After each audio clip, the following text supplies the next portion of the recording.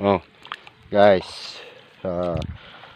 Dito naman ako sa aking farm. At natanggal lang mga damo. Oh, 20 days pa lang to. Oh, parang okay na yan siya. Ito nawala ang tubig kasi bumaha yung nasira yung ko. Yung sakay ko. Oh, ito maganda na kasi mayroon tubig. Oh, guys, mamayang hapon lalagyan ko ng ito ng fertilizer. Lahat kasi mahina ang tubo.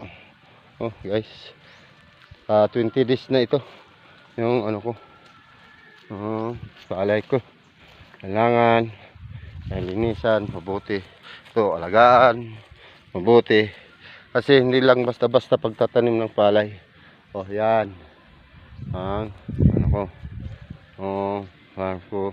Kailangan tatanggalin ng kuhol kasi malakas yan kumain ng kuhol ang palay. Oh, maano dito, mahina kasi kinain ng kuhol dito area. Oh, dito naman mahina kasi yung kuhol. Oh, presyo. Oh, dito na niyo kuhol. Guys, kailangan tanggalin to.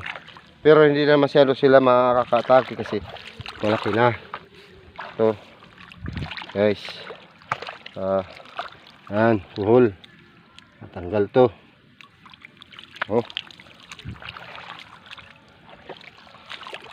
At natanggal ko lang para sila ay hindi makarami dito ng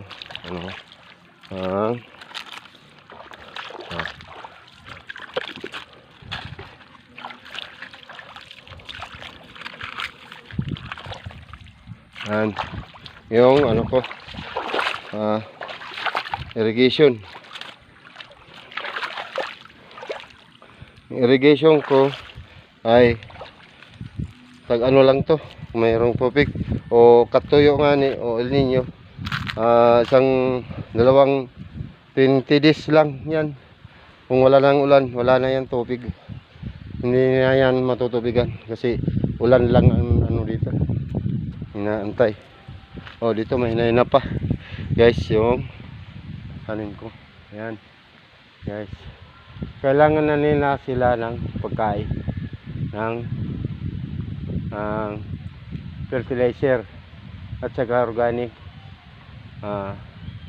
Mahal man ang abono, inano ko lang unti-unti lang pagpaka. Kung mahina ang tubo, kailangan yan pakainin ng fertilizer.